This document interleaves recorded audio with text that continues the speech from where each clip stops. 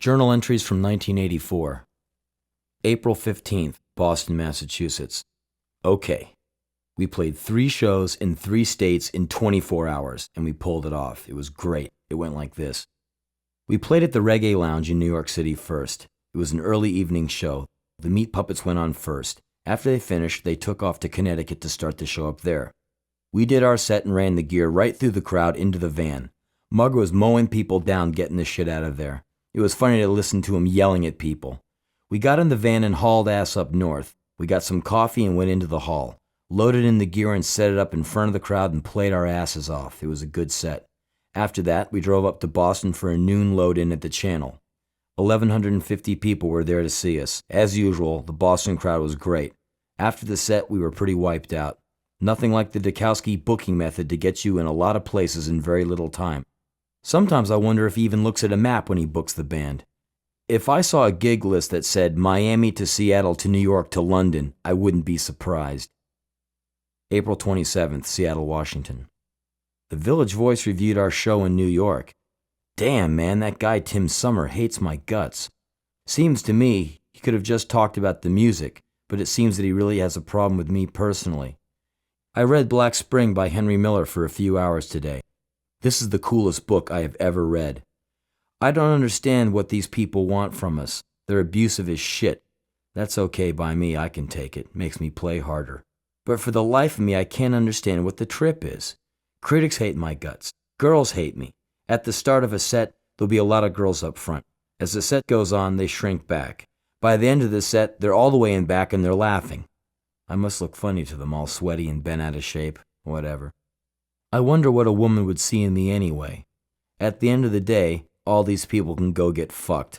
We're not here to entertain anyone. April 29th, en route to Victoria, British Columbia. Last night we played in Portland, Oregon. Playing about a mile away was a band called the Dinosaurs. At one point, they had the crowd chanting, "San Francisco," over and over. How much are you supposed to be able to take before you just napalm the whole place? Fat, fucked up hippies with their butt-faced women. The bikers were some of the ugliest people I have ever seen. Made me feel like $1 million. May 4th, San Francisco. At the On Broadway again. No, we didn't play in Arcata last night. We pulled up to the club, and they had no knowledge of us playing. It was great. We're loading in all the equipment, telling people to get out of our way. There's a band on stage sound checking. We figured that they're the opening band, so we told them to get off so we could start getting sound check together. We looked like flaming assholes when we found out that they were the headlining band for the night, and we had no gig there. Me and Bill hauled the gear out double time. We drove to Berkeley and stayed with some friends. It's real strange to me that you can get out of the truck and be in New York and get out of the same truck and set your feet down in California. I can look at the truck and see crud that has been there for over a month and remember the place where we picked it up. I know that no one thinks of stupid shit like this besides me. 43 days, 40 shows. If we didn't have those 2 cancellations, it would have been 42 and 43. I want to do the Black Flag Hot 100. 100 shows in 100 days, all in America. Had to do interviews on the phone today. I didn't even know who I was talking to. I hate those things. This is Black Flag, not Tiger Beat. We'll be glad to be out of California. It's cool, but at the end of the day, it's all the same bunch of assholes who don't care about you anyway. When they compliment me, I always put myself down. I have to. If I acknowledge any of that shit, then I'm finished. In a few days, we'll be leaving for another tour of Europe. Looking forward to destroying them. This time it's going to be different. May 14th, London. We played the Marquee tonight. Me and Bill are on fuck everybody mode. We came here 2 times before and got fucked over by these assholes, and now they can go get fucked. Before we went on, we made the DJ play ZZ Top's Eliminator album all the way through. He apologized to the audience because he hated them. Figures the piece of shit has bad taste in music. It saved us from having to listen to some weak punk rock bullshit. So Bill and I are backstage stretching, and good old Gene October walks in. The guy from the band Chelsea, the one who kicked me in the side and talked the shit about the band in Leeds in 1981. He's drunk and he's wanting to use the bathroom. Bill looks at him and asks me if this is the guy that I'm going to kill. I say yes. Bill looks at me and says, "Kill him now, kill him now." Totally deadpan. October freaks out and starts blubbering a bunch of shit about how he always liked the band. We started laughing and told him to get lost. What a piece of shit. So many people should just get killed. It was hot as hell in there. I passed out in the middle of one song and had to climb up Greg's leg. We kept going. We played well. People seemed to dig it. It doesn't matter if they did or not. During the breaks in the beginning of Slip It In, Bill was standing up and screaming, "Fuck you, you limey pieces of shit!" It was great and it made me play harder. Fuck these people. May 16th, 2 a.m., London. Hung out with Nick Cave tonight. He gave me a copy of the new Bad Seeds album. It's called From Her to Eternity. It looks great. Too bad I don't have a way to tape it. He's on his way to Holland. I hung out with him in this strange hotel that he and Hugo are in. The woman who owns it has pretty much given the two of them the run of the entire place. This old drunk man came in. He's been living there for years. He sits down in front of us and demands his tea right now. Nick gets up and puts a towel over his arm like a maitre d' and crawls across all these tables to get to the stove to make him the tea. Fucking hilarious. After that, I watch Nick pack to go on tour. His suitcase is a trash bag full of clothes and pieces of paper. Nick told me that Scotland is a rough place to play. That's where we're headed next. Just our luck. May 17th, Glasgow, Scotland. Last night we played in Birmingham, England. It sucked. The punkers lay on the floor and flipped us off or fell out because of all the glue they were on. I wasn't into it at all. I asked the one punker that was closest to the stage if he thought things were better in '77. He said yes, and then lay down on the ground and flipped us off for the rest of the show. To think that the mighty Black Sabbath came from this town. I bet they don't live here anymore. Later, back at the hotel. What a nightmare that was. I walk out on stage, and before I get to the mic, I get hit with 2 pints of piss from a guy on the balcony. They hated our guts, but the best was yet to come. We were in the dressing room, and I was stinking the place up. I see the shower, and I was thinking, relief is on the way. Of course, it doesn't work. We hit an incredible low. We are hated. We are covered with spit and piss. Life sucks. At this moment, the band that was playing across the street at the Apollo comes over to say hello. Ultravox. They have come into our dressing room in their slippers and baby pants and flared sleeve shirts. They look at us like we're a bunch of idiots. You could see how the stench registered on their faces. They told us they had seen a bit of our set and thought it was dross, and then they split. We felt pretty stupid after that. I knew we were chumps right then and there. To have to take that kind of shit from punkers and then get fucked with by some guys who looked like they just got out of dance class. Perfect for us. May 26th, Rotterdam, Holland. Played here last night. I know these different countries have different customs. I will not believe that the guy who tried to light my leg on fire was just some random asshole trying to torch me. No. Maybe this is some Dutch thing that I don't know about. Torch the Yank. It was funny to see the guy with the black flag tattoo on his neck walk over and punch the guy with a lighter. Nice shot. When the Nig heist went on, there was a lot of skinheads up front. Big ones. I figured we should make friends with them as quickly as possible. I took all the beer that we had backstage and gave it to them. By the time we hit stage, they were all toasting us. All these girls were yelling, "Go home, you Yankee shits!" We kept playing anyway. We didn't go home. We went right up their asses. Tell me to go home? I should move in and ruin your fat fucking Dutch neighborhood. After the show, a lot of them were backstage trying to hit on us. Fuck these people. I want to get into some fights like right now. It would be enjoyable to kick the punk rock dog shit out of some of these people. The shows in England sucked. We played well when we could. Skinheads were at all the shows, and they were a pain in the ass. At one of the shows, they were spitting mouthfuls of dark beer on me. One threw a folding chair on stage. I looked at all the other members of the band and then looked into the crowd and said, "If another folding chair hits the stage, we're gonna leave." We all braced ourselves for the chair that we knew was coming our way. It hit stage and we happily left. Thanks for the free money, shithead. May 29th, Groningen, Holland. Last night's show in Nijmegen was at least interesting. The heist got shit-canned because of their texts. They got bottled off the stage, and all these intense lesbians came to the back room and gave Mugger a ton of shit, which Greg got on tape. Came out sounding funny as hell. When we got on to play, people were drunk and just standing around. That was until a huge fight cleared the hall. Some skinheads from the next town over had rented a bus and come over to get in a fight with the skins from Nijmegen. It was pretty wild. We were told to get off stage. I went onto the floor to watch the shitheads beat each other up. They were going for it, too. These drunks were really pounding each other. The promoter was trying to break up some of the fighting and was getting punched out in the process. Finally, the police came and the show was over. Some night. I didn't want it to stop. It was great seeing all these shitheads beat the fuck out of each other. I wanted to thank them and then pay them to keep it up. June 10th, 5:48 p.m., Berlin, Germany. This place looks a lot like the last hall we played here. The place is called the Latin Quarter. The place in '83 was called the SO36. Me and Davo walked around and found this great store that only sold guns, knives, beer mugs, and tobacco. It's all you need for the beginnings of a good party. We found this great place for coffee right near the gig. The lady serving 'em up was a beautiful Fraulein. We dubbed her Cappuccino Mama, and she will live forever in our hearts. Sometimes certain members of our group get into some bullshit. It hits like a wave. It goes through all of us. I don't let it knock me over, though. I duck it and it washes over me. Some people are funny when the joints are passed around. You would think that pot had some kind of power. I mean, come on, it's a plant, not a reason for living. One smokes out, the other one gets mad about it and stomps off. I could give a fuck. Controlled by a plant. How hilarious. A plant. A fucking plant. June 12th, Berlin, Germany, in the hotel. The gig was cool except for the guy who punched me out. Big guy was up front and just hauled off and whacked me one. Didn't hurt really. He put me on the floor, but I got up and kept on playing, but now I'm a little fucked up. Robert Hilburn from the LA Times was there. He liked it. He's doing some article on European bands or something. When we were loading out, some guy took off with one of Greg's guitars. The fucker just grabbed it and ran up the street. We were told he was probably a junkie. I barely saw the guy, it happened so fast.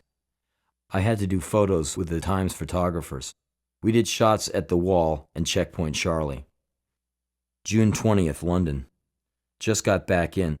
Walked all over the place with Chris Haskett. It's so cool that he lives out here in England now. We walked by all these clubs and shit.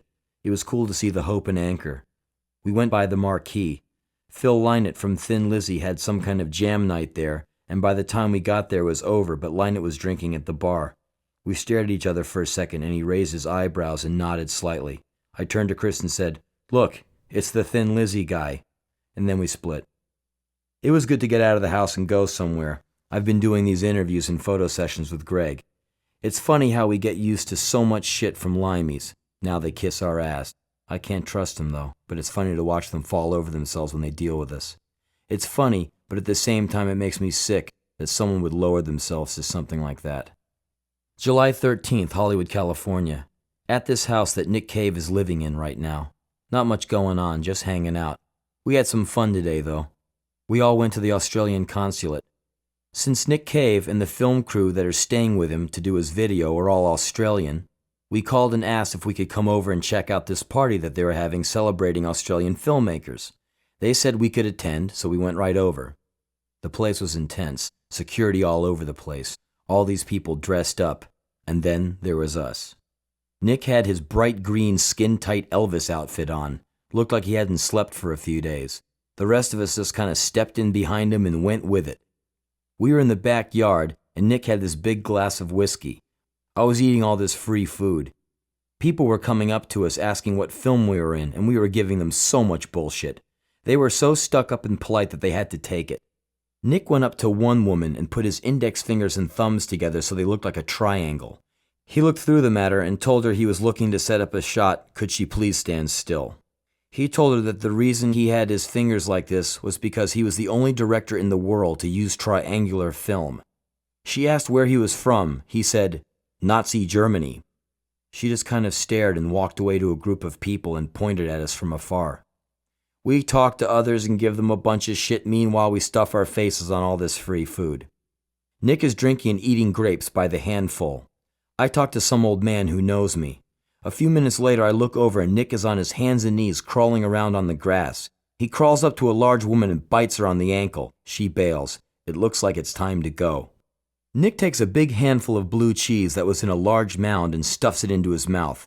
He takes a napkin and wraps around a big hunk of cheddar cheese, grabs it and some grapes, and we are out of there, escorted by men with wires coming out of their ears. They walked us all the way to our car. On the way back to the house, Nick whipped out the piece of cheese and said, "This is a symbol of my discontent." I grabbed it from him and bit it in half. He threw it out the window at the car in the next lane. July 15th, Monterey, California. Last night was the typical Berkeley bullshit. Some guy got on stage and cracked me in the face, knocked me out cold. I came to at Greg's feet, wondering what the hell was going on. People yelling at me, telling me to get up, you faggot. You're not hurt, get the fuck up. I wonder if the Monterey people are as fucked and should be exterminated like the people in Berkeley. We are near Santa Cruz. Now that's a town full of assholes for sure. I'm an alien, man. I don't understand anyone's anything. Nothing they say makes any sense to me. Their problems aren't mine. The opening band is sound checking. They're really something. The guitar player has Greg's guitar. The drummer has the same setup for his drums, same dimensions as our drummer Bill. Every song they play sounds like one of our songs called Thirsty and Miserable. They are called Blast. The rest of the flag are watching them and laughing when they aren't looking. The streets lie. The sidewalks lie. Everything lies. You can try and read it, but you're gonna get it wrong. All wrong. The summer evenings burn and melt and the nights glitter, but you're gonna get it wrong, and it's gonna sink its teeth into your flesh and pull you to the bottom. Home is like that. Underneath the homes and the streets there's a river. It moves with crippling power, a crushing muscle. It strangulates and lures, chokes and attracts. It says, "Come here and stay with me." And it lies. July 28th. Yep. At a Denny's again. Where else? Tom ordered a Grand Slam breakfast in honor of the 4 girls he had sex with the other night. Gig last night was a trip. Belligerent people, so I got belligerent back and smacked some guy. Last night we slept at a caretaker's place, a fucking funeral home. I slept in a room with all these show coffins. It was trippy to look inside them and think that they went to all that trouble to handle some dead person. I mean, it's pretty stupid if you think about it. I always thought the pine box was the cool way to go out if you have to go out in a box. The insides were all done up in velvet. Me and Davo wanted to get in one, but the guy said it wouldn't be cool. Tonight we play Columbus, Ohio. I'll be fucked before I'll work for a boss again. That's bullshit. No way to live. I don't understand the autograph thing to save my life. It makes me uncomfortable doing that shit. I'm just like them. That's all that occurs to me. September 27th, Salt Lake City, Utah. There are 2 vehicles on this tour, a van and a large rider truck. The van carries people and the rider carries all the equipment. I live in the rider truck with Davo, Tom, and Ratman. I like it in there. We take turns being up front and being in back. Being in back is a strange way to travel. You're detached from the drive. I live in total darkness most of the time. I can lie down on a blanket spread over the speakers. The truck makes a lot of noise and it throws you around a lot. I don't know what's happening out there except for maybe the rain on the roof or something. I spend a lot of time in the dark staring at the ceiling of the truck. I think about a lot of things. I think about this girl. I think about running my hands over her body. I think about her hips. I think about her eyes. I think about her smile. In my mind, I come up to her and put my arms out. She pushes me away, firmly, with determination. She shakes her head slowly. No. Her eyes are fixed to the ground. No. I turn around without saying a word. I walk away and away and away. I walk forever, through darkness. I look straight ahead. I can see clearly. There's nothing to see. In darkness, I can do no wrong. There's a lurching halt. The truck comes to a stop. The door pulls up. Bright Utah sunlight comes streaming in. The darkness vaporizes from my eyes and from my mind. I emerge from the truck. I went into the men's room. I can remember staring at my reflection in the toilet bowl. I can't remember feeling uglier in all my life. September 28th, Wyoming. More on Salt Lake City, Utah. We played the Indian Center, which is run by Indians. I don't think they're much into us pale-faced motherfuckers.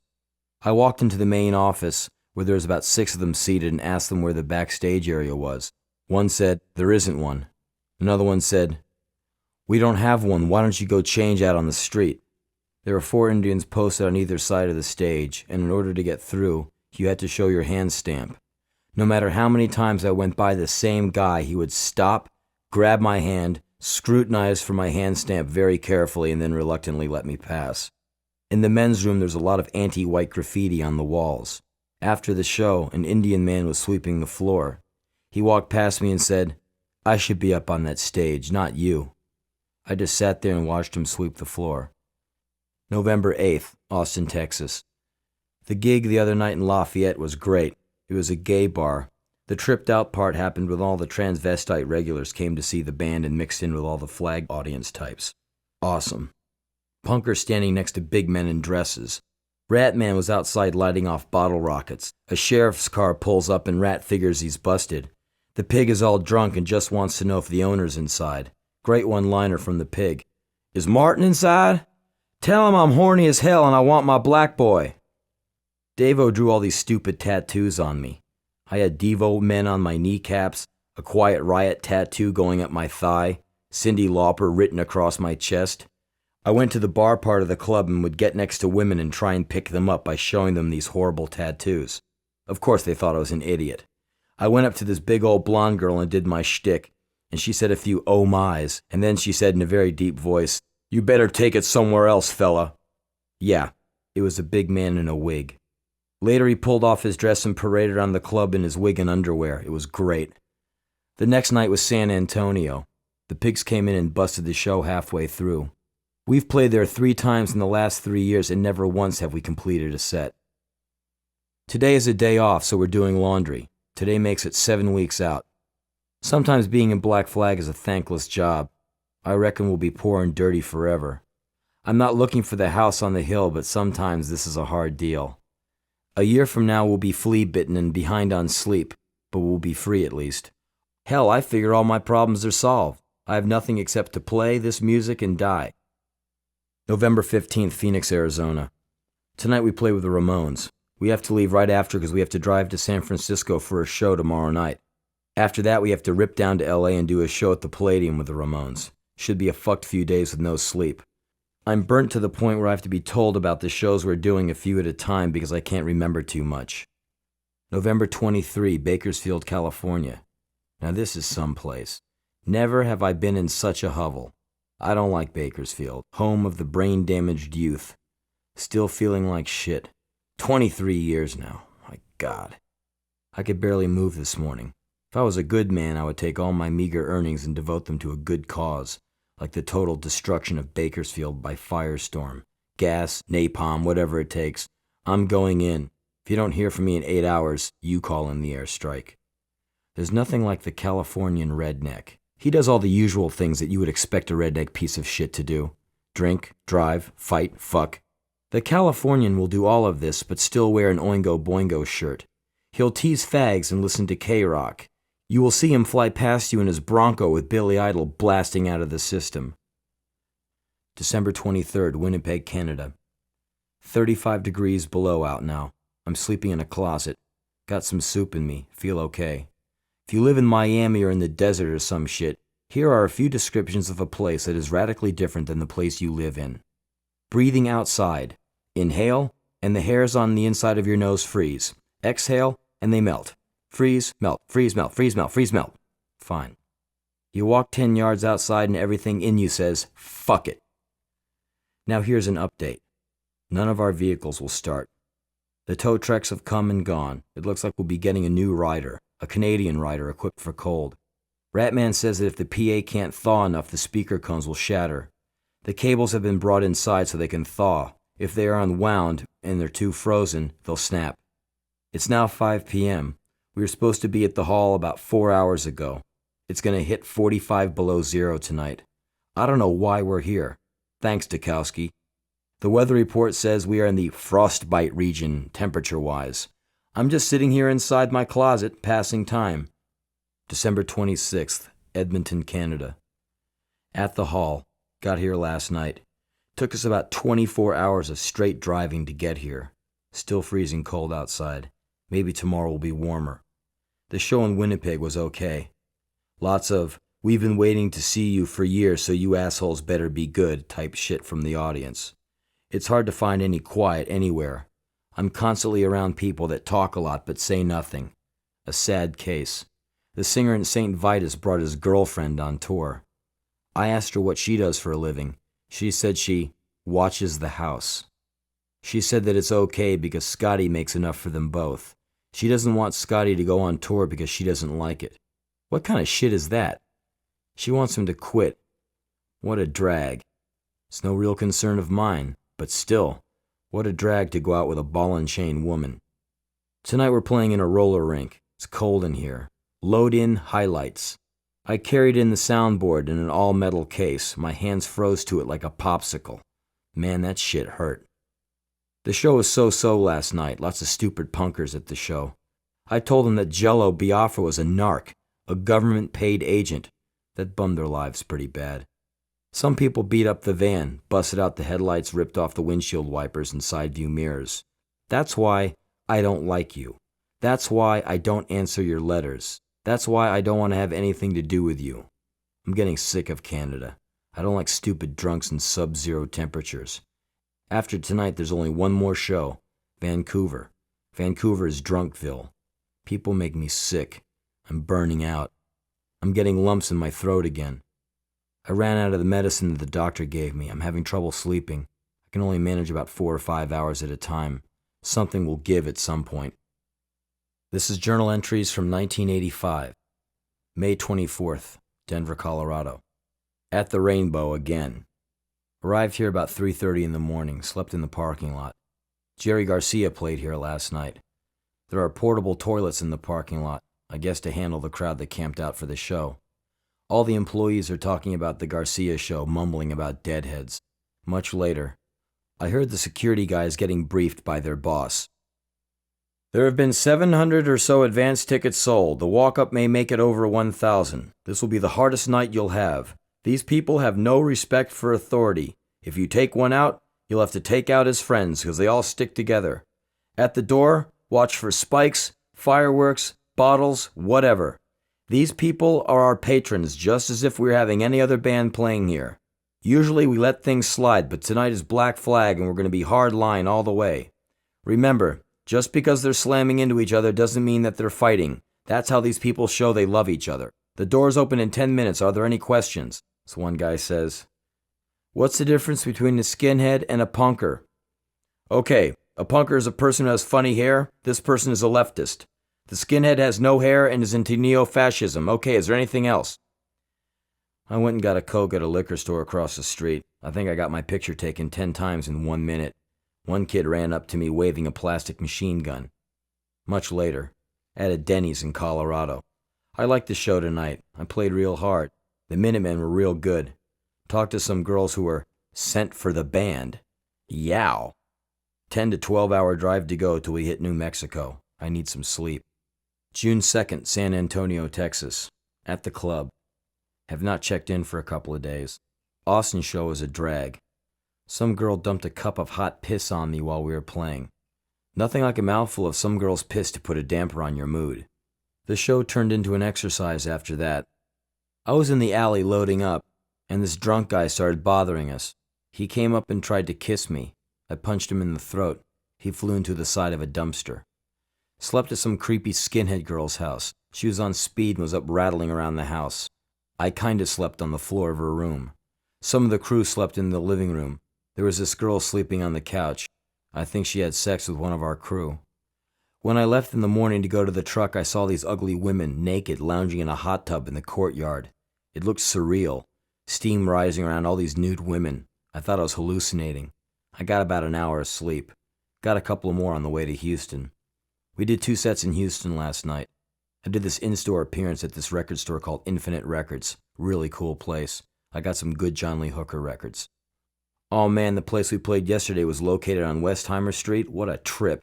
The street was bumper to bumper with young people, cruising in everything from lowriders to pickup trucks. Hundreds, literally hundreds of young people on the street. People all over the place. Everywhere I went, I could hear people calling my name or saying, "Look, it's Henry Rollins." Fine. I still sleep alone.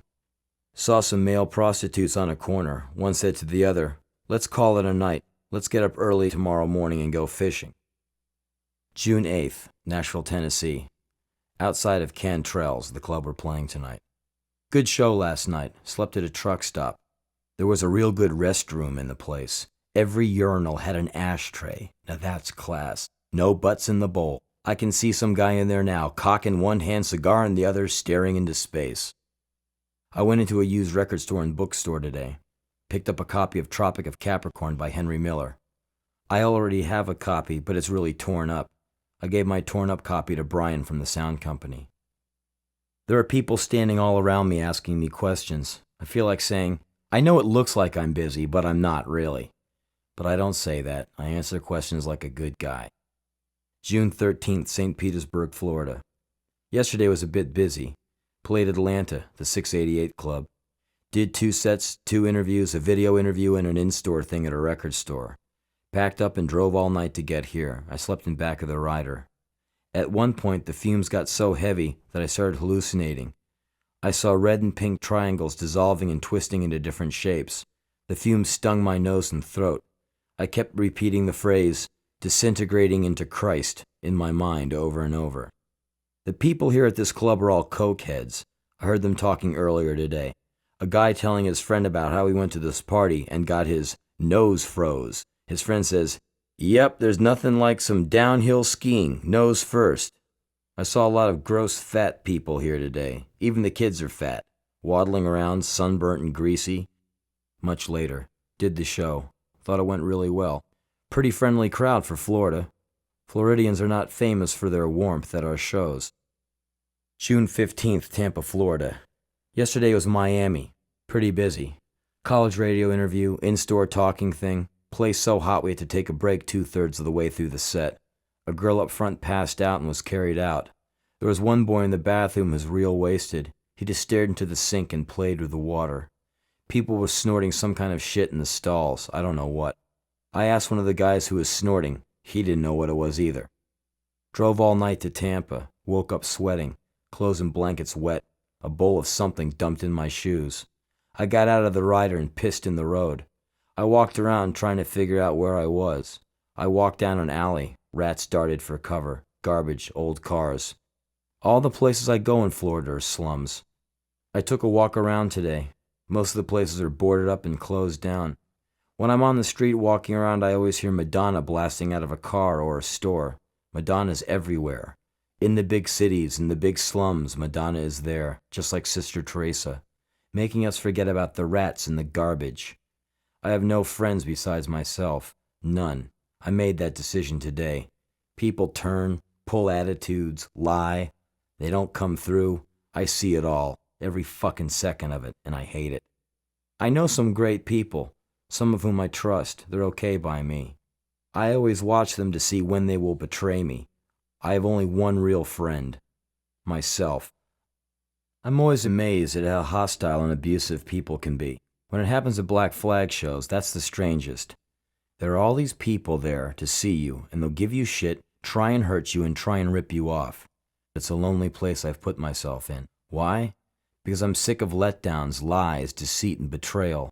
I will maintain and support Fort Rollins forever. June 19th, Columbia, South Carolina. We played this new place last night. Pretty good show. We had to load the PA up these stairs. We parked the truck on the sidewalk and proceeded to load in the PA. A cop came up and told us to move the truck. Another pig came and said move. We told him to let us keep the truck there for another few minutes so we wouldn't have to spend all day loading in. We moved it. The pig bailed and we moved the truck back to the sidewalk and kept loading. He told us that a store owner called in and complained about the truck. The second pig was about to let us slide. That was until the first pig came back and started to chew us out. We all just stood there and laughed in his face. It was great. The pig blew a fuse. He started telling us that we were all going to go to jail if the truck went on the sidewalk again. We were all saying, "Fuck you, fuck you, fuck you," in these high-pitched voices. It was cool. After we loaded in, I went to the gun store and asked if they were the ones who called the pigs. The people said it was the Levi's place next door. Fine. To make a long story short, we got a $7 ticket from the pig, a ticket we will never pay. As we were leaving, I noticed that someone had sprayed "fuck you" and a big swastika all over the front of the Levi's store and the piece of sidewalk in front. I bet it'll cost the city some money to get that off. Whoever did it was probably angry and just expressing themselves. July 26th, Chicago, Illinois. At the Metro, as usual. Last night was Lansing, Michigan. I had bad luck at that one. On the second song into the set, a kid and I smacked heads. Hard. I nearly threw up. The rest of the show was a fuzzy dream. I took 2 more shots to the head before the show was finished. I was very out of it. I left my gym shorts in the dressing room. I would have left my head in there if it wasn't stuck to my neck. Much later, somewhere in Wisconsin, we're playing in Madison tomorrow night. We decided to leave for there tonight. Tonight's show is pretty wild. We sold out the place. We've never done that before. There's about 900 plus people in there. The head injury from last night is still giving me trouble. I have a black eye now, some kind of badge. July 28th, at a diner en route to Milwaukee, Wisconsin. Before the show, I was sitting outside trying to get some time to myself. This guy started talking to me. He was cool. He and I talked for a little while, and then he split. After the show, he got hit by a car in the parking lot. I watched all the people as they crowded around him. He was lying on the cement on his back in the shape of a cross. He would turn red and blue as the siren light from the ambulance washed over his body. All these people put jackets on him to keep him warm, I guess. He looked strange, turning red and blue, all covered with leather jackets. They took him away, and everyone went home. August 24th, Eugene, Oregon. From the top. We spent the night at this apartment after the Portland show. A girl told us it was her place. We find out later that the place isn't hers at all. The apartment building is a squat full of junkies. During the night, someone came in and ripped off a lot of our people's stuff. Greg got it the worst. He lost his bag, containing his headset, practice amp, all of his tapes of his new tunes, all of his writing, his money, his tapes of music, everything. The girl obviously knew who did it, but wouldn't give up any information. Some of our crew demolished the apartment, destroyed it, threw shit out of windows, broke the toilet, everything. We bagged up everything that looked of any value and took it. We went downstairs to where the other junkie lived to get information. He said he knew nothing. Maybe he didn't. The guy's woman came into the hallway screaming, "That bitch," who's Kira, "just spat on me. I'm gonna kill her." She ran past the guy and got a baseball bat. He stopped her before she could get to Kira. We left. Everyone's a junkie to me now. All of them want something. They don't care who they fuck over to get their junk. There's a brutal beauty to that. The singleness of mind, the focus, a straight line, a one-way street. Say a man has a lover who's a junkie. On the outside he's calm, but on the inside he burns knowing that he's second to the junk. What a drag. They're all junkies. The world is a junkie. I'm a junkie. Life is my junk. I'm the shapeless man. I feel like a visitor who got left behind by his ride. There's no feeling in my limbs. I walk past them in a trance. I could be walking on hot coals and not even know it. My keys don't fit. If I don't keep moving, I'll get evicted. August 27th, Reno, Nevada. A fast rundown of our show in Reno. No frills or extras. Ready? Go. We arrived at the place, a skate rink in the middle of nowhere. Tom Tricoli's dog went on first. Near the end of the set, Tom is pulled off stage. He falls and breaks his leg on the skate rink floor. Later on, Black Flag plays. Our set is stopped by police. A boy in the crowd with a knife. He stabbed 2 other boys. They're taken away. The boy with the knife is apprehended and taken away. The set resumes. 2 songs later, the set is shut down for good by the pigs. I go to the dressing room. 2 plainclothes pigs are in there with one of our road crew. I'm told to stand against the wall. I do it. The male pig stares at me. I hold his stare without moving. Finally he squeals, "You better smile more when you come to my town." I just stare without changing my expression. The female pig asks me some questions. I ignore her. They both give our road crew guy a lecture about the pot they found on him. They told him that pot is a felony in the state of Nevada. Finally, they're called away. They get up to leave. The male pig says to me, "You better smile more or stay in L.A." I just stare at him as he leaves. I hate pigs. I don't smoke and I don't need to get busted. Next time someone lights up some of that lame shit, I'm moving out of the room. This is the second near bust on the tour. I'm sick of it. Well, that's a night in Reno. We drove all night to Palo Alto. Did an interview with the local paper there on the phone. SST called me and told me that the Village Voice wants me to write an article for them. I wonder what they want me to do. I'm tired. This trail has no end. There is no one anywhere. I don't think I'm human anymore. September 17th, Tucson, Arizona. The Black Flag tour ended 2 weeks ago. I haven't started on my talking tour yet. I couldn't write during my 2-week stay in LA. I don't do so well there. Now I'm in the desert in Tucson, Arizona, and it's only now that I can see. I find it almost impossible to be in one place for a long time. That night in Santa Cruz. Now that was one fucked up night. During our set, a girl took off her spiked bracelet and started punching guys in the crowd. I took the bracelet from the girl and threw it to someone on the side of the stage. No problem there, I'm used to stuff like that. I did nothing to retaliate. I don't know what to do in situations when a female hits me. You're not supposed to hit women. I don't. Whatever. After the show, the promoter came up to me and told me that the cops wanted to talk to me outside. The bitch called the cops on me. I went outside just in my shorts, no shoes or anything. The pigs were outside waiting for me. One with black leather gloves came up to me and said, "Let's go across the street so no one can see us." I knew that I was going to get my ass kicked. 2 more pigs were waiting for us across the street. They started asking me questions. The one with the gloves didn't say anything. He just kept staring at me while grinding his knuckles into his palms. I did my best to keep in the street light so if the pigs started wailing on me, some people might be able to see it go down. I somehow talked my way out of it. They let me go. After 105 days on the road, I totally forgot any other way of life besides the tour.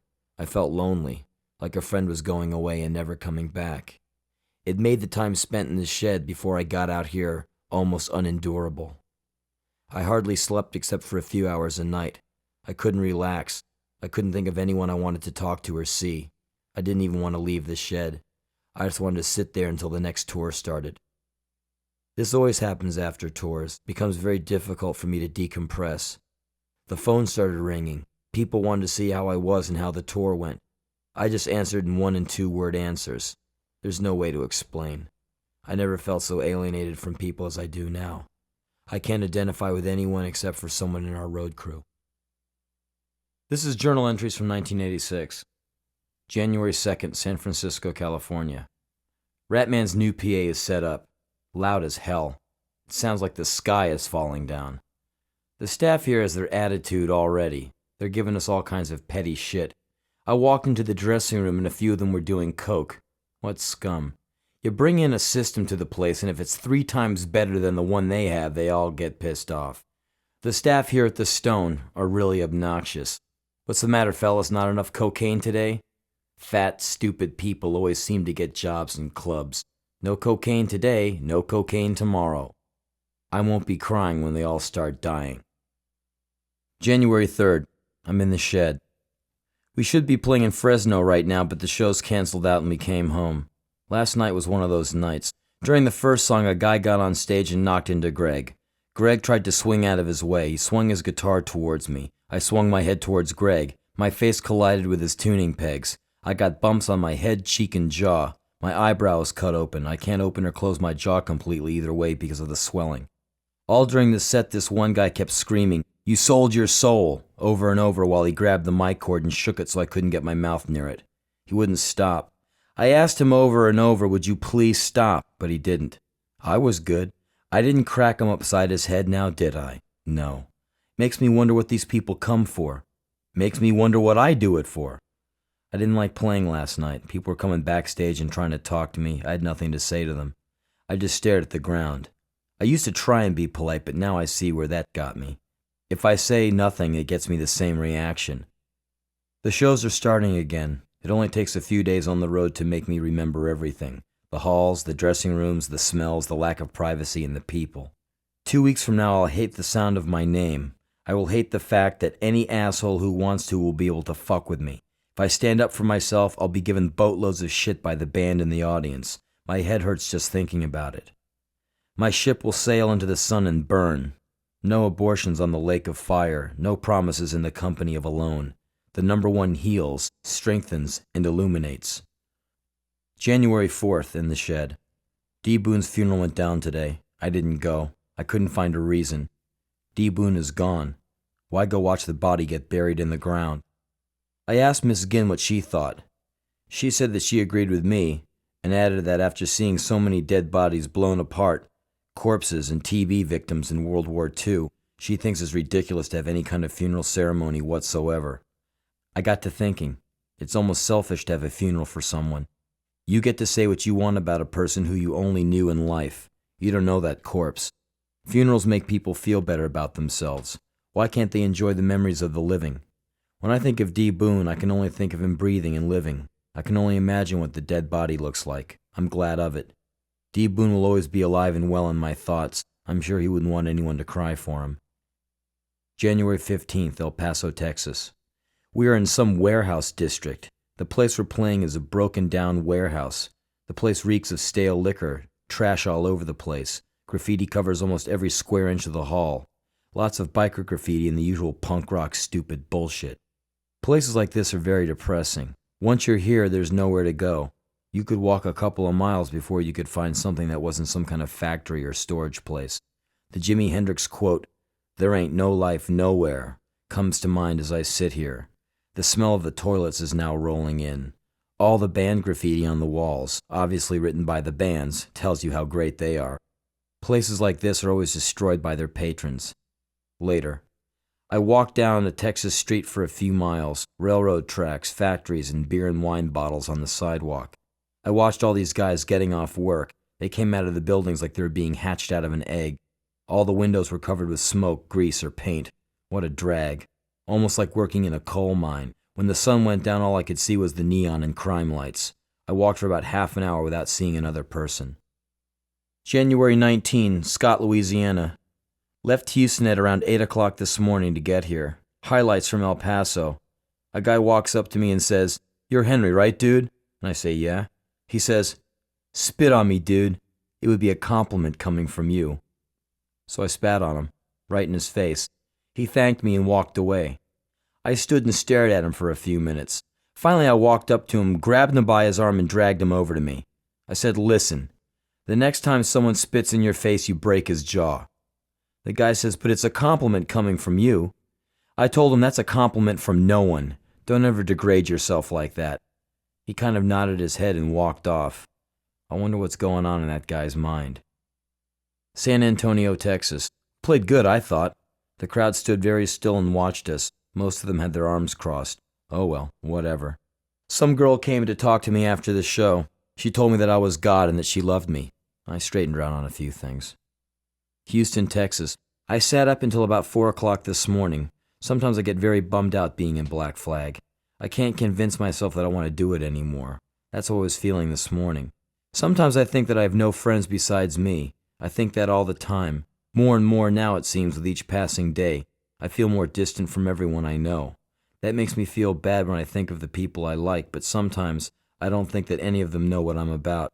That makes me feel very cold inside, like I'm not human or something. I don't know. It's very fucked up. Sometimes I dream of shit like bailing to a small town and just disappearing from sight. I have several different versions of the same trip. I make the trip almost every day now. January 24th, Tampa, Florida. We're playing at this outdoors place called the Cuban Club. This will be our 3rd time here. This is a pretty hairy neighborhood. The closest food place is a 7-Eleven about half a mile down the road. On the way to the 7-Eleven, there's a long stretch of project housing. Davo and I went to the store to get coffee for the crew. When we came out, these black guys were outside talking, and I remember one of them saying, "You know me, I'll drag him out into the woods and kill them motherfucking crackers." We got the fuck out of there. I hardly talked to anyone on this tour. I think they're all great. I have no problems with any of them. Greg doesn't like me very much. At least he told me. I respect that. It makes playing kind of strange, though, sometimes. Makes me feel on the outside of everybody. Makes me wonder if I have any friends at all. Faith. Shit. That's just like standing in a food line that's so long you can't see if there's a soup kitchen at the end. You gotta hope that the food will be there, and if it's not, you starve. But at least your faith was strong. Faith. What a gross-sounding, vulgar word that is. "Excuse me, Mr. Rollins, could you come over here for a second and talk to your fans?" How would you be after a few rounds of shit like that? I'm sitting on this bench writing, and people on the street are watching me through a gate. "Look, he's got something on his right hand. That's not him. It is too. Look. Oh yeah, it is. Fuck!" A few years from now, no one will be saying these things when I'm around. I guess this is fame, and you know what they say. Enjoy it while it lasts. Wow, that's some trip. It gets worse? Oh, man. No, my name is Henry Rollins, and fans are for Elvis Presley and Bruce Springsteen. Your heart beats, my heart beats. We're both here. It's cool. The fan-fanny trip is bad. That shit causes alienation, distance, and unbreakable barriers. Sometimes I stand in the middle of a crowd so anyone who wants to talk to me or hit me, whatever, can have their chance. I can't do it all the time because it wears me down a whole lot, but every once in a while I'll do this. This trip is hard. It's harder than I am. I can see what it's doing to me. At first, when I noticed my face starting to change, it tripped me out. I look at pictures of myself from 2 years ago, and I see a great difference. Kind of scary, but it's in the cards. A few people I know have noticed it also. I guess that's what happens. What a trip. What a war. January 25th, Miami, Florida. At a Denny's. Drove all night to get here. Last night I watched skinheads beat people up while the first two bands were playing. The rented security made no attempt whatsoever to stop them. Later on, Black Flag set starts. People started grabbing me and trying to pull me in. One guy kept punching me in the knees for some reason. I let him keep it up for a while, and then I clipped him in the head with a mic. Not hard, but just hard enough to make him notice that he's punching me a little bit too many times. He keeps it up, so I wound up and belted him with my fist in the mic. His nose broke and his face was all bloody. People kept getting on stage, and Ratman and Joe kept throwing them off. I start to notice that now people are getting on stage for the direct purpose of fucking with Joe and Ratman. They are trying to pull them in. The guy whose nose I broke is now standing in the middle of the crowd with his arms outstretched so he looks like he's nailed to a cross.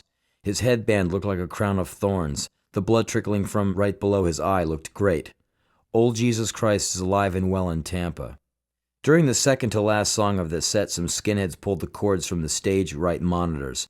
Ratman went to go see what was wrong, and that's when they got him. From what he says, they got him down and started to kick him in the head. He told me he was trying to crawl up the stairs to the stage, and they kept dragging him back down and kicking him. I didn't see anything except for Rat getting back on stage with his face all mangled.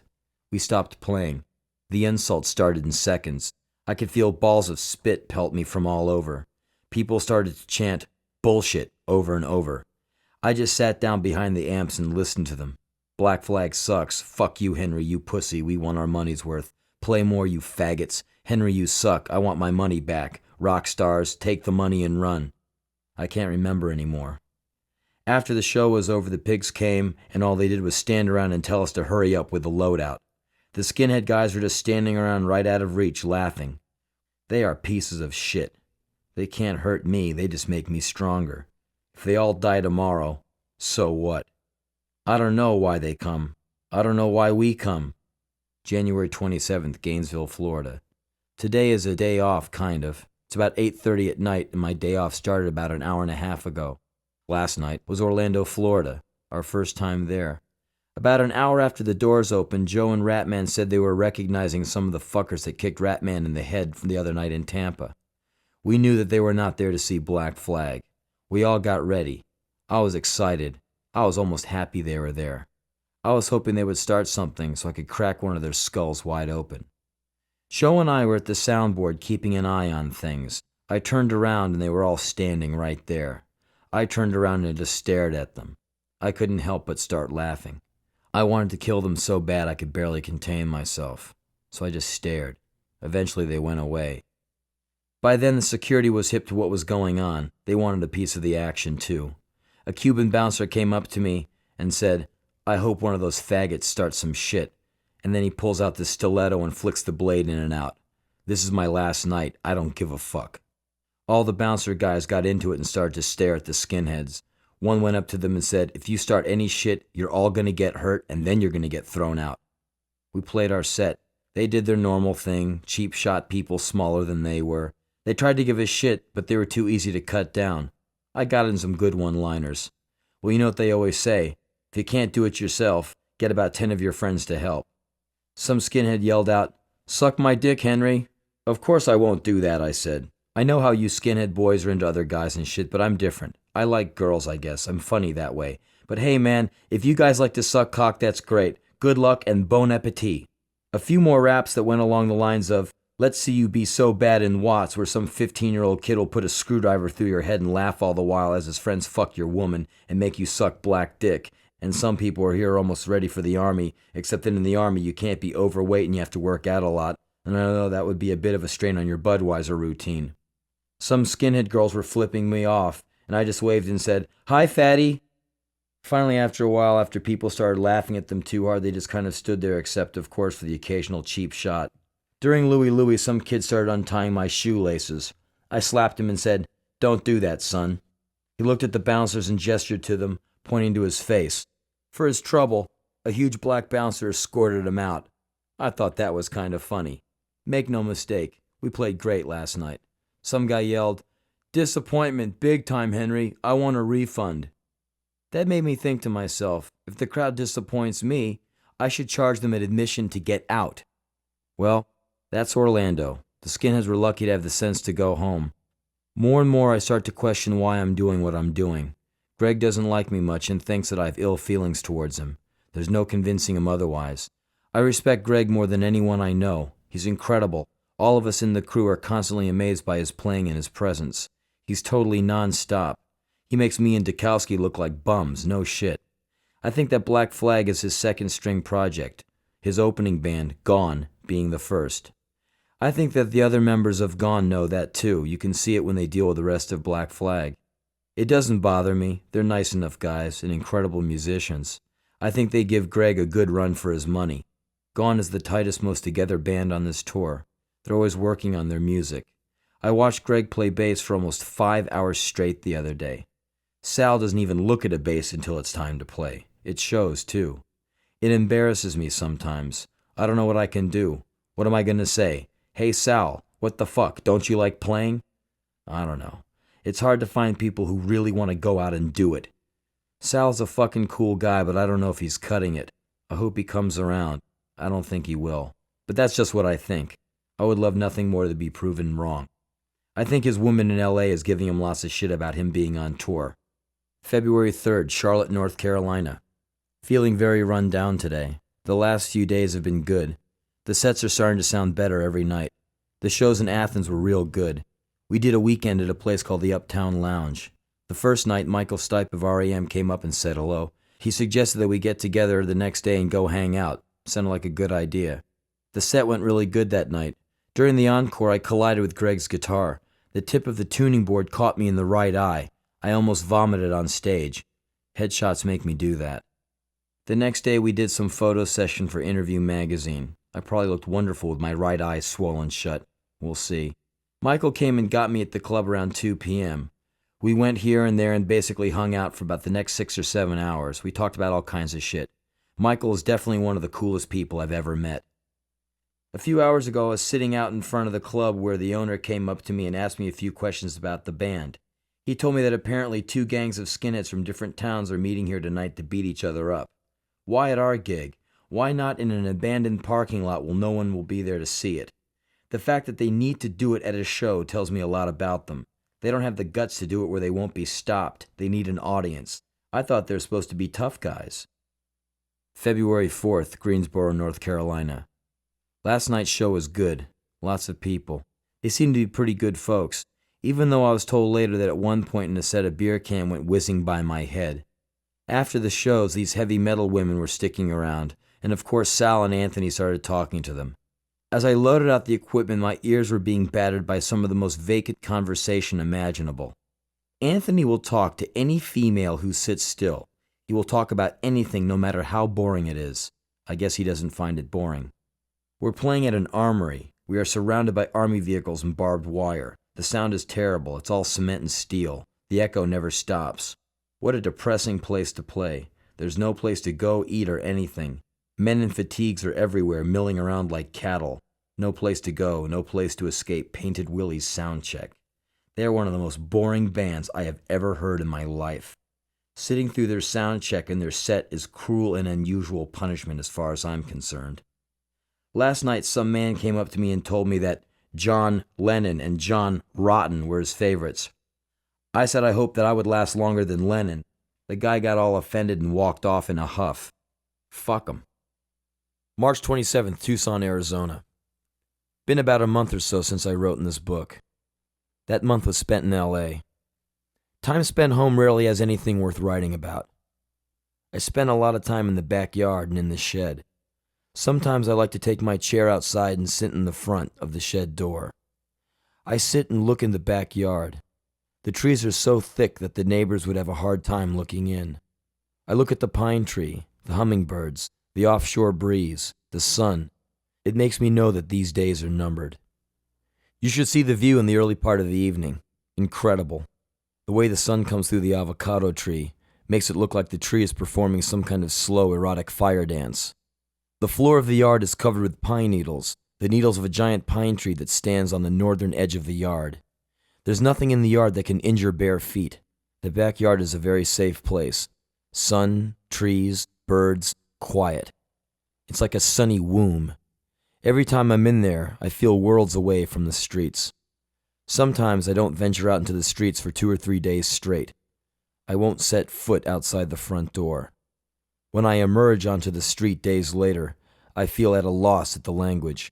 It's so easy to forget. That's why I'm always glad to leave there, as nice as it is, numbered as the days are. When I leave the streets, I want to leave forever. The jumping in and out of the fire is too strenuous. When I want to get gone, I want to be all the way gone. In the backyard, the spell can be too easily broken by the ring of the telephone. From out of nowhere, I have to be with them again. Makes me think that a man with obligations is a fool. April 3rd, Morgantown, West Virginia. Played that show with Venom last night. I thought we played real good. When I came out on stage, I did some Satan raps and shit. The best one was, "Give me an S, give me an A," etc. What does that spell? Satan! It was hot. The crowd was into it. I said, "Hail Satan, party hardy, surf naked." It was hot. We dedicated a few numbers to Satan and had a wicked good time. Venom took almost an hour to get on stage. They had roadies tuning their guitars and shit. Finally, they hit stage. They were hilarious. It was like seeing Spinal Tap. The drummer had a guy that held an electric fan next to him to keep him high and dry. The singer-bass player, Drono, Bongo, Homo, whatever his name was, he had some great raps. He got the crowd to chant what I thought was black, funky metal over and over. And I thought that was pretty cool, and I thought that maybe I was wrong about these guys. I found out later that it was black fucking metal. Excuse me. I expected them to go into Sex Farm Woman at any second. The guitar player was so shitty it was painful to hear him. I had a great time. Me and Joe and Sal were hanging in back saying "Hail Satan" to people and prancing around like we played in. What a night. The bass player was hilarious. He would wiggle his tongue and roll his eyes, but he would also fix his hair every 15 seconds or so. After an hour of, "I can't fucking hear you," they said, "Good fucking night, New fucking Jersey," and ran for the dressing room. As Drono or Phonos or whatever his name was going to his motel destined ride, Joe jumped in front of him and laid a Hail Satan on his ass. The drummer came into our dressing room and asked Anthony if he knew who was responsible for his drums being all fucked up. He also said they were having problems with their wardrobe. Aw shit, isn't that just awful? April 26th, Pittsburgh. Last night we played in Buffalo, New York. The promoters oversold the place. There was about 700 or 800 people packed into a place that could have reasonably held about 500. The temperature in that place was intense. Sweat City. I hardly remember any of the set. It was so fucking hot. People grabbing at my face nonstop. People yanking my hair, taking their shirts and soaking up my sweat with them. Taking my towels. What a trip. After the show, these guys who owned the hall freaked out and started chasing people around with bats and clubs. One guy nearly whaled Andrew from Gone with a Nightstick. They came busting into the dressing room, glowering and talking all tough and shit. Would have been great to have had a gun and wasted 1 or 5 of them. Here are these guys running around with weapons, waving them at a bunch of guys putting clothes on or loading out equipment. What a joke. Anyone with a weapon in their hand is a little man using a cannon for a microphone. It was hilarious. "We're trying to load out. Excuse me, could you please get that baseball bat out of my face so I could get this cabinet into the truck? Oh, thank you very much." May 7th, Topeka, Kansas. Last few days have been a little rough. The other night in Champaign, Illinois, I collided with Joe on stage, resulting in a swollen nose and a small shiner. The next night was Carbondale, Illinois. A guy spat on me a couple of times and then got on the PA to jump off. I punched him off the stack. He ate shit on the floor. I broke his nose. He called the police on me. The filthy little prick called the pigs. I was loading out and all of a sudden there's a fucking pig in my face. That's great. They can do what they want because if it gets too heavy for them, they can always call their babysitter to come and arrest the big bad wolf. I didn't get arrested. The pig took all my info and he said he had to file a report. I'd like to see that guy get arrested and jailed for spitting on me and wasting my time. Last night was Columbia, Missouri. I thought we played real good. The crowd was cool. Some of the people in front kept pounding on my feet. When someone would hit that left one, the pain would make me forget the words to the song I was singing. After the show, I went to the soundboard to get my clothes, and my pants were gone, along with about $125 and some stuff I wrote. They pay money to come see you play. Then they walk up to you and say, "Oh, can I have your autograph? You guys are great," and all that shit. They run into each other and yell and scream and cheer, and then they steal from you. Someone is sitting there laughing his ass off at what a good haul he made off that jerk who was too busy playing his ass off to notice. May 26th, San Francisco. Playing tonight at the On Broadway. I think this will be our 14th or 15th time at this place. The last time we played here was almost 2 years ago. The show in San Diego was a drag. Non-stop punkers on the stage. Finally, I got tired of getting run into and I grabbed one guy and dumped him off the back of the stage. Joe dropped some guy pretty hard too. We finished the show. I walked around looking for the girl I was with. I couldn't find her anywhere. She was out by the van. Some skinhead girl beat her up during the set. I don't really understand what happened. I think some bitch just had it in for her. Her eye was fucked up and she had some cuts on her chin. We're in the final 6-week leg of this tour. We had a 10-day break. I did 2 shows of talking. I thought that went pretty well. May 27th, Sacramento, California. Sacramento's a strange place. The sky is blue, the grass is green, and all the buildings are very nice, but there's trash and bums and bikers all over the place. It's pretty great. See some nice white woman coming out of some bullshit office. Watch her have to step those nice legs over a bum who's sleeping in the doorway. Watch her walk down the sidewalk with the trash blowing all over her nice shoes. She pretends she doesn't see. What a lie. What a joke. It's like saying, everything is beautiful, just don't look down. I like it when I see the trash on the streets of California. Rats running wild in Beverly Hills. That's great. It's cool to watch these straight people deal with the trash right at their doorstep. May 28th, Medford, Oregon. Did the show in Sacramento. During the set, people up front wouldn't leave me alone. One guy grabbed my ankle and tried to pull my leg out from under me. I kicked him in the head with my other foot. A guy directly in front of me pounded my feet and jabbed his finger at my eye all night. One time I did it back to him and he got real mad. He says, "I want my money's worth, Henry, come on," and pounds my feet some more. A girl kept clawing my legs. We jammed out the song, Kicking and Sticking. And I looked at all these people. These little mohawk guys, skinheads, all these tough-looking girls. I just kept repeating, "Planes coming over your city, dropping fire. You come running out of the house screaming, your house on fire, your hair on fire, your body on fire. The hills are on fire. Smell your flesh as it burns. Your body on fire, body's on fire, your world on fire." That's all I could say. I looked at them and I could see their bodies on fire. Sometimes I think I'm stupid as shit for putting myself in the same country as them. It seems like the last thing they care about is the music. After the show, I went to the bathroom to wash my feet and put my shoes and socks on. I walked in and the stench was overpowering. Ammonia, blood, paper towels, broken glass, water, piss all over the floor, shit in bottles crammed into the overflowing toilet. I stood in front of the sink and washed the dirt off my feet. I do this every night. I don't know how many times I've seen a sink filled with blood-soaked paper towels. I've lost count. I stood there alone, naked in the middle of it all, smelling the piss and shit. I looked at my face in the mirror, hair all stringy and greasy from sweating. What a joke. After I had changed, I went out and sat against the wall. I didn't feel like loading out. My body hurt too much. I sat and listened to the bouncers tell each other about the people they punched. An ambulance came and took one of them away. Tonight we're in Medford, Oregon. It's a bit north of California. I'm up in the loft of the truck. Ratman has installed a light in there so you can see what you're doing after it gets dark. I've been here for a couple of hours. I don't want to talk to anyone. I'd rather be up here by myself. I talked to Dukowski on the phone the other day. He said that assorted Christian organizations have been trying to outlaw live rock music in the state of Washington. They've been harassing the promoters of our upcoming shows in Walla Walla, Spokane, and Seattle. They almost shut down the Seattle show, but it's still on since we had a contract signed by the owners of the hall. Chuck said that there will be plainclothes cops at every show. He also said that this may be the last time we play in Washington for a long time. June 1st, Spokane, Washington. We played Seattle last night. 2 sets. Second set interrupted by police. Tonight, Spokane. When I was loading in today, my right knee went out and I nearly fell down a flight of stairs. The set was up and down. I caught a water balloon in the nuts.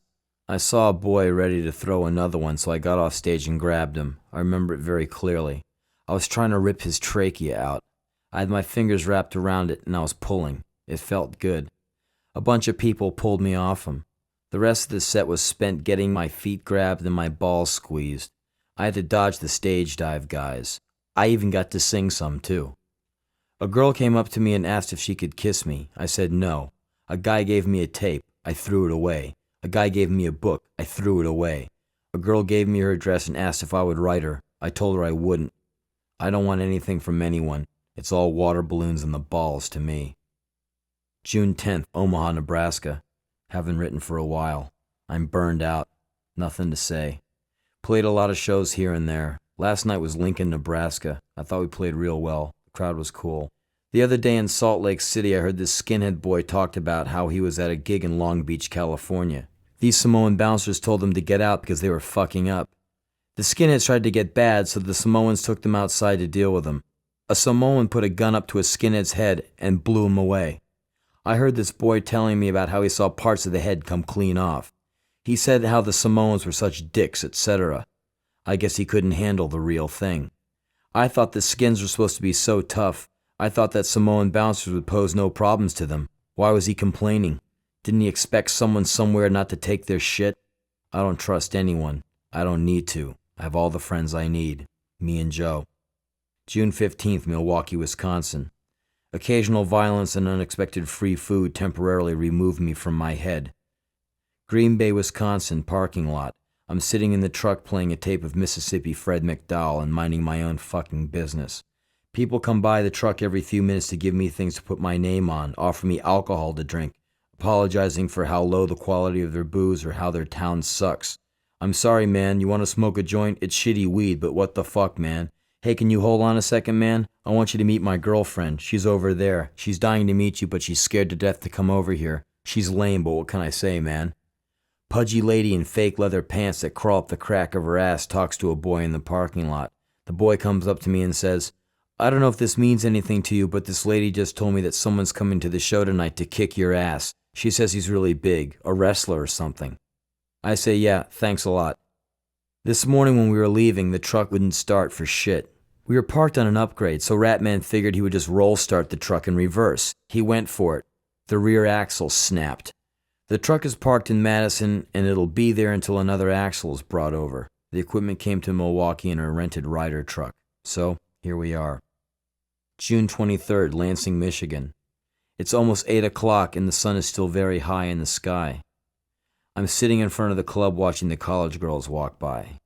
Beautiful, tan, long-legged girls. They look at me with curiosity and disgust. I walked for hours today, up and down the same street. College towns really depress me.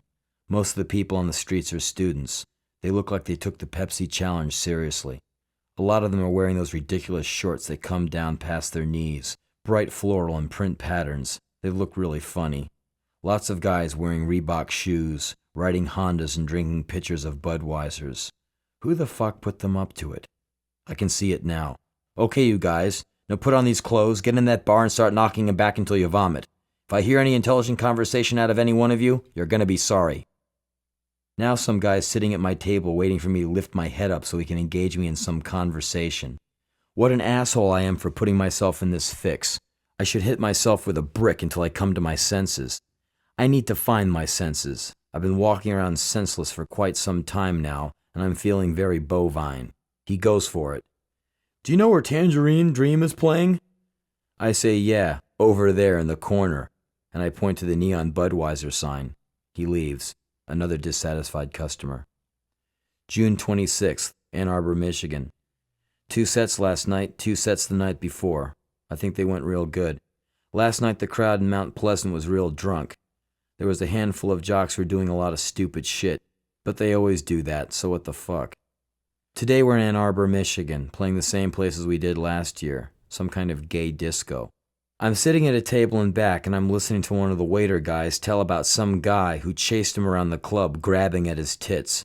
The waiter guy tried to get him thrown out, but the manager told him just to mellow out and only come back if the man grabbed his balls.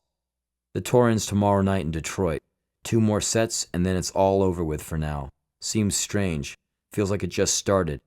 I can't remember the beginning at all. The idea that we've been on this trip for the last 7 months seems impossible. July 12th. I'm in the shed. I've been here about 2 weeks. The tour's been over. It feels strange being in one place for so long. When the tour ended, I felt as if I'd stepped off a fast-moving train. You look behind you, and it's over. It's so over with that it seems like it didn't even happen. So much for glory. I feel somehow cheated in a way. It's hard to explain. It's just over. You did your time, now get the fuck out of here. I don't think I can explain. I feel empty, restless, and out of place. I've had a hard time sleeping. I can manage only a few hours at a time. You figure there's going to be some kind of big movie-type ending to the whole thing, some big climax. But there's not. It's just over and everyone goes home and promises to keep in touch, but never does. I've been doing some writing and some reading. I did 2 shows of my own, one at Bebop Records and another one out at UCLA. I thought they went really well. The door to the shed had a 7-foot pot plant growing next to it when I got back here. Thanks, Pettibone. That's all I need. Fuck it. I don't feel like writing anything. Life has slowed down to a crawl. Without the tour, I don't know what to do with myself. I feel like getting in a fight or slicing myself up some. Things are different these days. A lot of bands go out and achieve gold and platinum status on their first ever album, and they never see the inside of a van, and they never have to defend their music, and they never have to starve for their music, and they never have to go out and take it on the beak. I don't know whether this is good or bad. I don't know whether living in filthy dives for several years improves your music or anything, but looking back on all of it, I gotta think that they're missing out on some fun.